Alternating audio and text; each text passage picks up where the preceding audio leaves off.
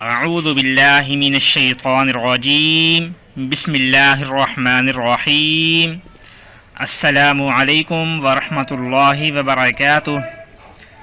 ناظرین، ہم امید کرتے ہیں کہ آپ لوگ خیر و عافیت سے ہوں گے، اور اللہ تبارک و تعالی سے دعا بھی یہی کرتے ہیں کہ وہ ہم سب کو اپنی حفظ و امان میں رکھے۔ ناظرین، شعبان المعظم کا پہلا جمعہ مبارک بہت ہی بابرکت مہینہ ہے، اور اس مہینے کے بعد جو مہینہ آنے والا ہے اللہ پاک کی طرف سے ہمارے لیے ایک بہت بڑا مہمان ہے۔ اللہ پاک ہم سب کو اس مہمان کی قدر کرنے کی اور اس کی مہمان نوازی کرنے کی توفیق نصیب فرمائی۔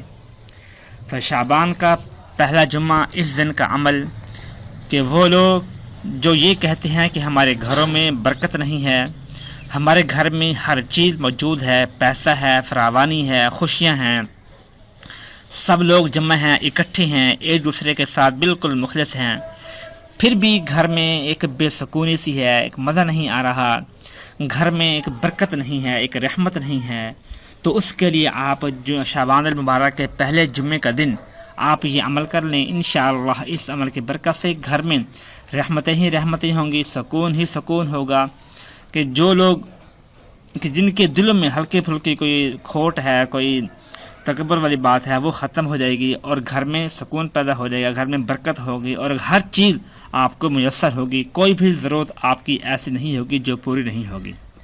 بس آپ جمعہ کے دن یہ عمل کر لیں۔ وہ عمل یہ ہے، قرآن پاک کا پارہ نمبر ہے 15، سبحان الذی، سورۃ بنی اسرائیل، سورۃ بنی اسرائیل کی آیت نمبر ہے 30، یعنی یہاں پر یہ 29 ہے، اس کی اگلی جو آیت ہے وہ 30 نمبر آیت ہے۔ آپ نے اس کو پڑھنا ہے، اعوذ باللہ من الشیطان الرجیم ان ربک یبسط الرزق لمن یشاء ویقدر ان ربک یبسط الرزق لمن یشاء ویقدر۔ اس آیت کو آپ نے پڑھنا ہے، جس کا ترجمہ بنتا ہے کہ بے شک تمہارا جو رب ہے وہ اپنے رزق کو پھیلاتا ہے جس کے لیے چاہتا ہے اور جس قدر چاہتا ہے۔ تو اس آیت کو آپ نے پڑھنا ہے۔ اس کے پڑھنے کا طریقہ یہ کہ شعبان المبارک کا پہلا جمعہ دن کو کسی بھی وقت صبح کی نماز کے بعد، مغرب کی نماز سے پہلے آپ نے یہ عمل کرنا ہے کہ آپ نے اپنے گھر کا اور اپنے سارے تمام گھر کے افراد کا تصور کرتے ہوئے اول آخر تین مرتبہ درود پاک اور درمیان میں 101 مرتبہ اس آیت کو پڑھ کر آپ نے تصور میں اپنے تمام گھر والوں پر، اپنے پورے گھر پر دم کر دینا ہے۔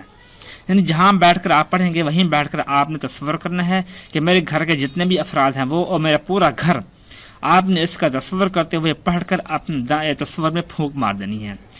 بس اس کے بعد پھر آپ نے اللہ سے دعا کرنی ہے، یا اللہ میرے گھر میں برکت عطا فرما، یا اللہ میرے گھر میں رحمت نصیب فرما۔ بس یہ دعا کرنی ہے آپ نے۔